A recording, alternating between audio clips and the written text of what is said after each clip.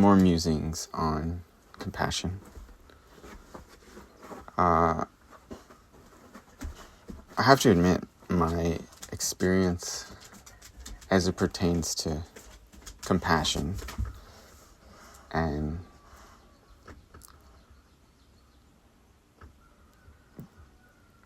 the idea of what compassion is, I have to come at it from a mostly Christian lens.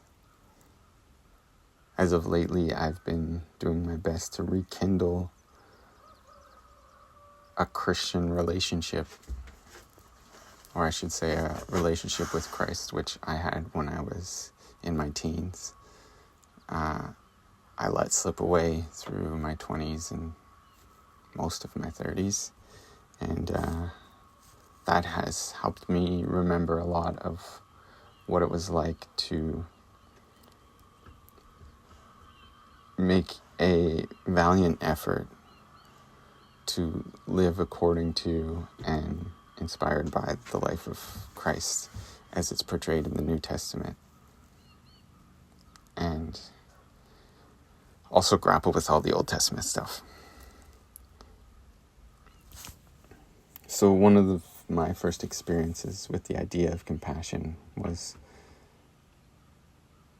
when I was 16, living on my own and going to a Pentecostal church. And during that time, through many prior experiences and dipping my toes in this relationship that I was building with Christ and God and myself, eventually it led to me, in a moment, giving myself up to Jesus, giving my life over to Jesus, and basically falling in the arms because I was tired and I was alone and I was afraid and I was confused.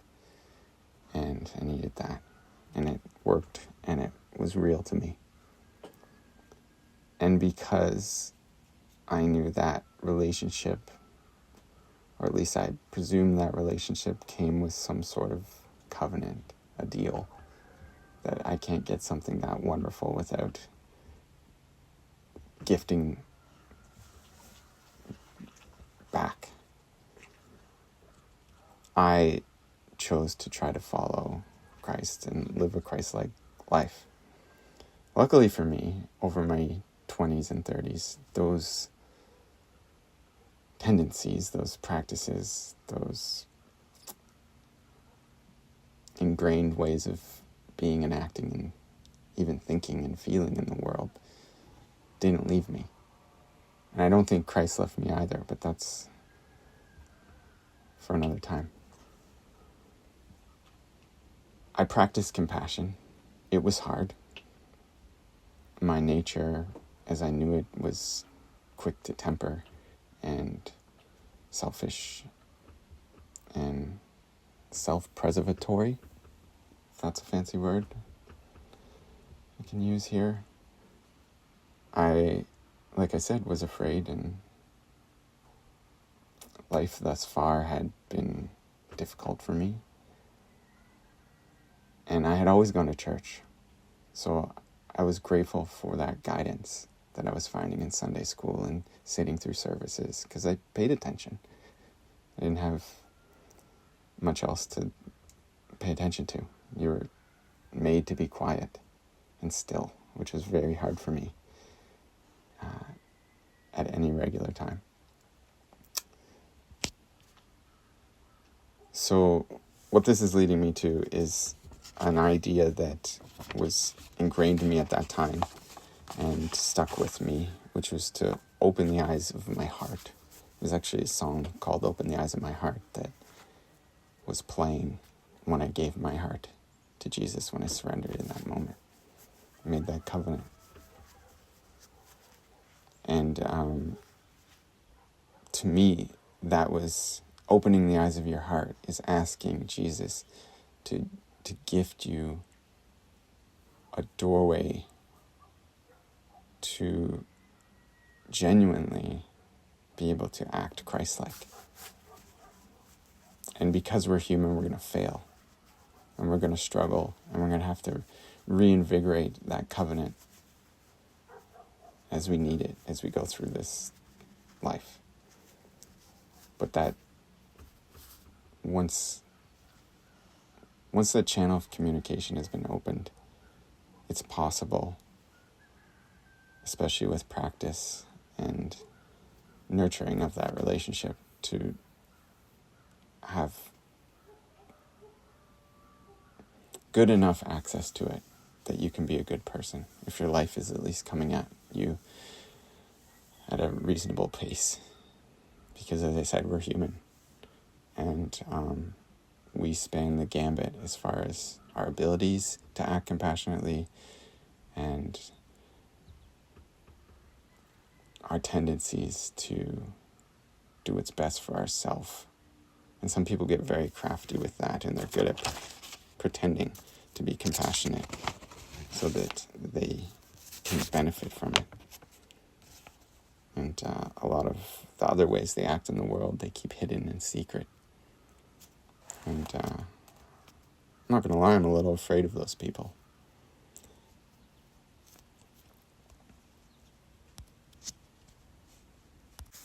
The reason I think community-engaged learning fits into the humanities, but mostly the religious studies department, so well is because I think there's a part of humanity that needs to be led. And that might be controversial, especially in the society that for many decades in the West, if you want to call where we live the West, we've been shown how individualism is the way to go. If you can make it on your own, you've won the game. But that's a lonely mountaintop, right? And I think that people, even through the attempts to persuade us to live as individuals, we will gather and we will seek to find a shared set of values and principles to guide ourselves. And it's also true that people, just people, will find that humans want to be deceived. They want to be led. I don't mean deceived. I mean shown a convincing explanation to why we're here and how we ought to live our lives. And truth be told, I suspect most of what we've been told is a deception. But I can't know for sure, so we have to pick something. It seems like the more natural choice for us to pick and agree upon something in relatively large groups, preferably as one unified human species. That would be ideal. There's this quote in Latin that I found at some point on the internet or someplace. It's mundus vult decepi ergo decepiatur, which I think means the world wants to be deceived, so let it be deceived. And I changed the quote in my journal here to, they wish to be shown and led, so lead and show them. And I think one thing that's different nowadays as opposed to the past is that we, the peasants, the masses, are connected, and we've been able to turn our gaze upon the powers that be. And we're not the first to do that, right? Of course, many kings and queens and rulers of the past have adopted the practices of the masses, or at least feigned that they've adopted these practices in order to be accepted and venerated, worshipped, whatever it is they want. They want to be in control. They want to have power. They want to be revered or respected, loved. So they'll put on the garb that appeases the masses that they're trying to be in control of. Or the people are so convincing with their message that the rulers are forced to adopt. Or it's in their best interest to truly allow themselves to adopt this system of faith and practice, which can then be shared amongst the people in the community. The kingdom. And I think it's in our best interest as people of the kingdoms to propose and push and enforce a solid, robust, good for all of us doctrine, an ideology, one that's undeniable and easy to believe and shared. And I think Christianity does a pretty good job of that. It's not been perfect. And I think during those times it wasn't being used properly. And there also might be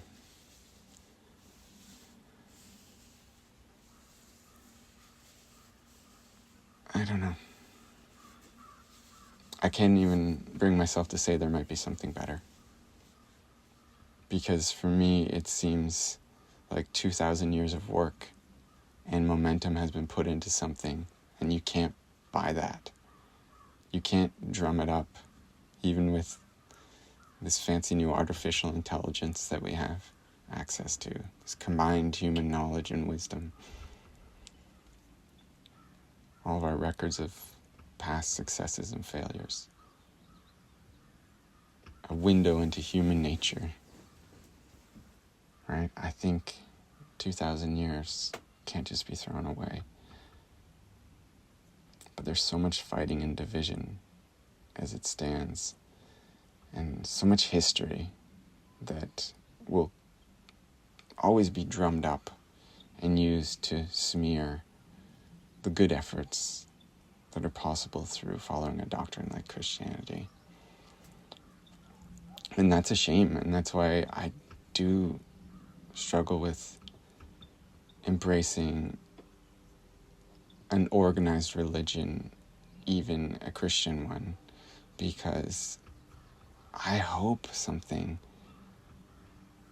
branches out from Christianity that's new and universally acceptable. And we can all just hop on board and right this ship before it hits the rocks.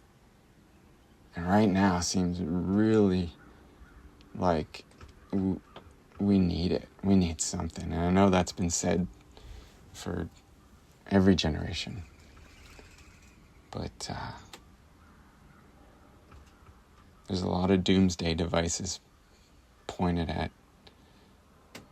enemies that truly aren't enemies, because we're all sharing this space, and if it affects one of us, it affects all of us, and if it affects all of us, it definitely affects all of us, which means it's an emergency. And one thing I've learned living in a small community is that you have to love your neighbors like you love yourself.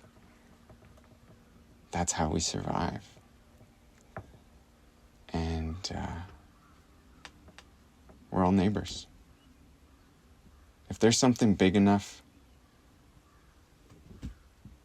to hit one of us and affect all of us, then we have an obligation to find a way to stand on even ground link arms, find our inner compassion, and do what's best for the common good.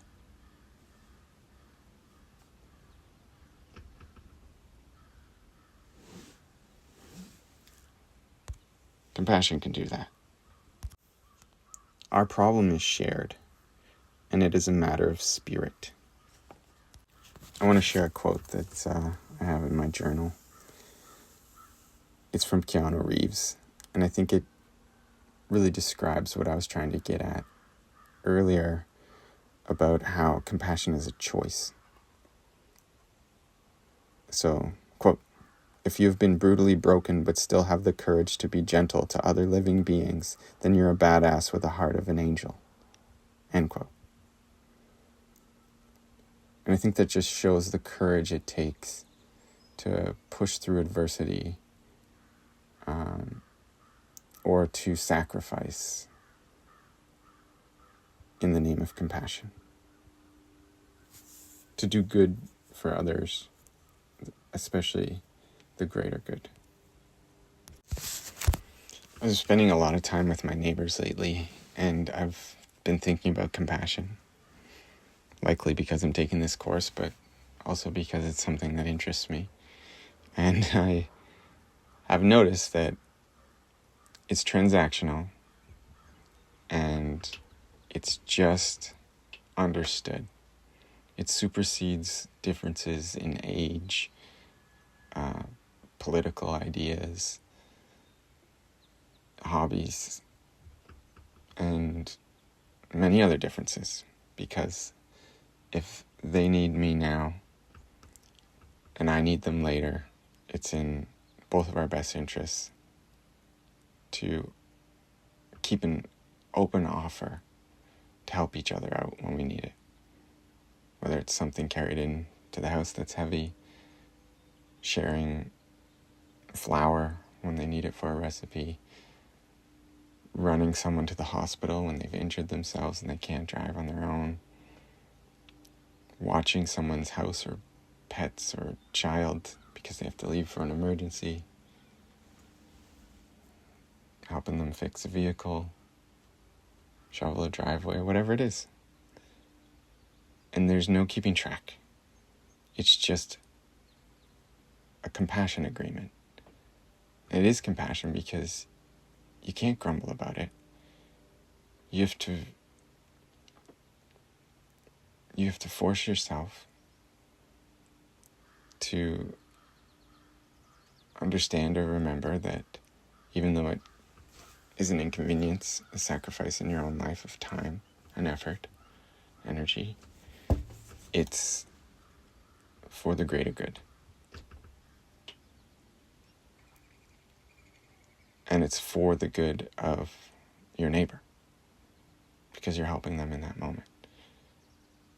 And you're keeping the greater relationship in your community and the tradition of helping your neighbor if they need it, when they need it, if it's at all possible. You're keeping that alive. And I think we are tribal people, and we've developed this slot in our minds and hearts which compassion falls into. And it's possible to teach it, and it's possible to learn. I think a lot of us just learn it through life. And we understand how the transaction works. And it works because of that. Here's another quote from John Trudell that's in my notebook. "All human beings are descendants of tribal people who were spiritually alive, intimately in love with the natural world, children of Mother Earth. When we were tribal people, we knew where we were, and we knew our purpose. This sacred perception of reality remains alive and well in our genetic memory. We carry it inside of us, usually in a dusty box in the mind's attic, but it is accessible." End quote. And since I have your ear, I'm going to trail off in another direction